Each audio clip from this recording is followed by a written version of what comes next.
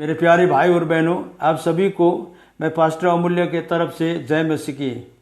आज के दिन भी परमेश्वर का वचन सुनने के लिए आप सभी को दिल से स्वागत करता हूं।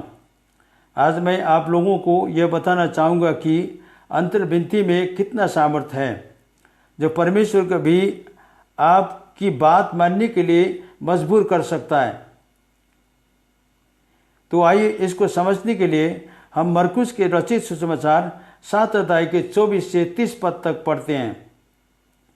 फिर यीशु वहाँ से उठकर सूर और सैदा के देशों में आया और एक घर में गया और चाहता था कि कोई न जाने, परंतु वो छिप न सका। और तुरंत एक स्त्री जिसकी बेटी में अशुद्ध आत्मा थी उसकी चर्चा सुनकर आई और उसके पांव पर गिर गई। यह यूनानी और सुरफिनी की जाति की थी। उसने उससे विनती की कि मेरी बेटी से दुष्ट आत्मा निकाल दें। उसने उससे कहा, पहले लड़कों को तृप्त होने दें, क्योंकि लड़कों की रोटी लेकर कुत्तों के आगे डालना उचित नहीं है। उसने उसको उत्तर दिया, सच है प्रभु, तो भी कुत्ते भी जो मेज के नीचे बालकों की रोटी का चूर चार खा लेते हैं। उसने उससे कहा, इस बात के कारण चली जा, दुष्ट आत्मा तेरे बेटे से निकल गई है। उसने अपने घर आकर देखा कि लड़की खाट पर पड़ी है और दुष्ट आत्मा निकल गई है। भाई बहनों, इस स्त्री की प्रार्थना उसकी अपनी बेटी के लिए एक अंतर्विनती था। इस प्रकार की प्रार्थना हमारे लिए बहुत बड़ा उदाहरण है। इसे हमें सीख लेना चाहिए कि हम भी दूसरों के लिए बड़े बोझ के साथ और परमेश्वर के सामने में अंतर्विनती लाएं। वो स्त्री बहुत दुखी और हैरान और घबराई हुई थी। सभी प्रकार के कोशिशों के बावजूद भी उसकी लड़की ठीक नहीं हुई, लेकिन और ज़्यादा खराब हालत में पहुंच गई थी और बार बार दुष्ट आत्मा उसको मृत्यु के मुंह में ले जाता था। कई बार उपचार करने के बाद भी कुछ भी फर्क नहीं पड़ रहा था। मजबूर और लाचार होकर वो स्त्री अपने बेटी के छुटकारा के लिए यीशु के पांव में गिरकर विनती करने लगी थी।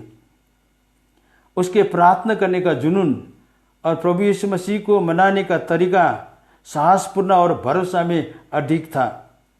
प्रभु यीशु ने उसके बेटी की चंगाई करने के लिए मना कर दिया था।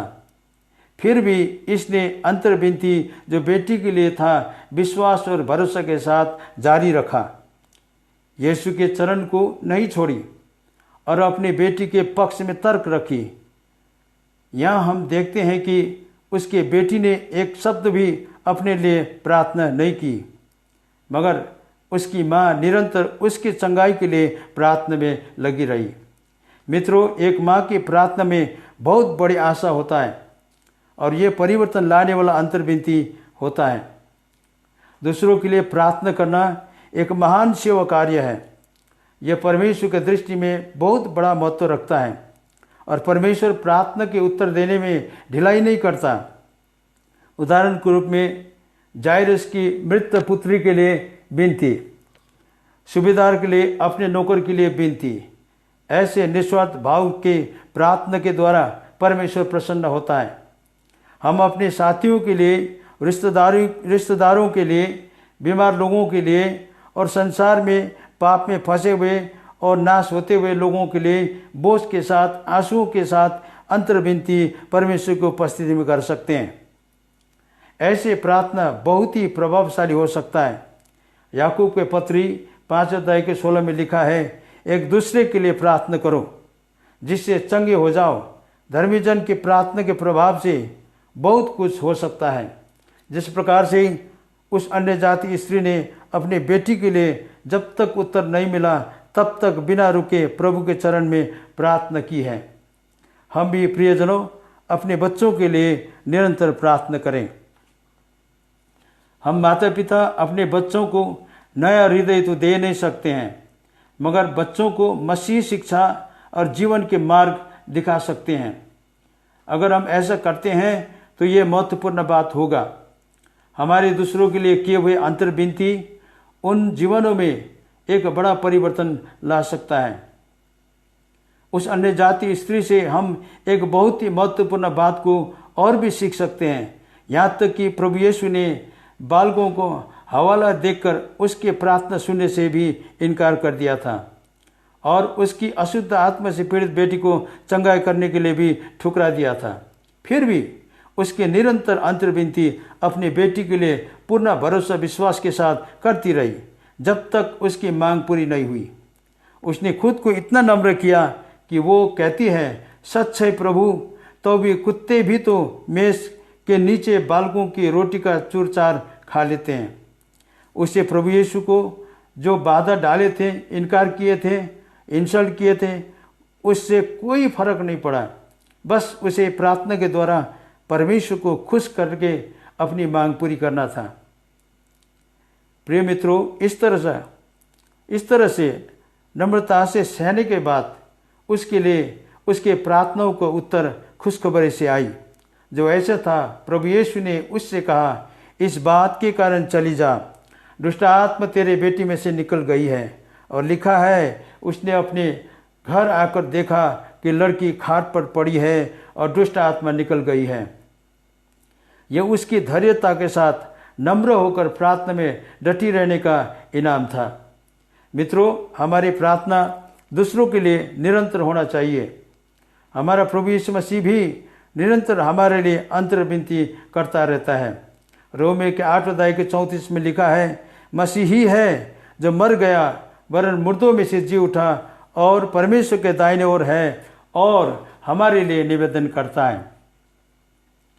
अगर कोई व्यक्ति उसके अपनी आत्मा के लिए परमेश्वर से बात नहीं कर सकता, वो किसी भी रीति से दूसरों के लिए प्रार्थना नहीं कर सकता। हमें बड़ी नम्रता और धैर्य रखकर परमेश्वर के चरण में प्रार्थना के लिए जाना है। उसी रीति से बोझ के साथ दूसरों के लिए भी प्रार्थना करना है। जिसके विश्वास स्थिर नहीं है, उसके भरोसा परमेश्वर में नहीं के बराबर होता है।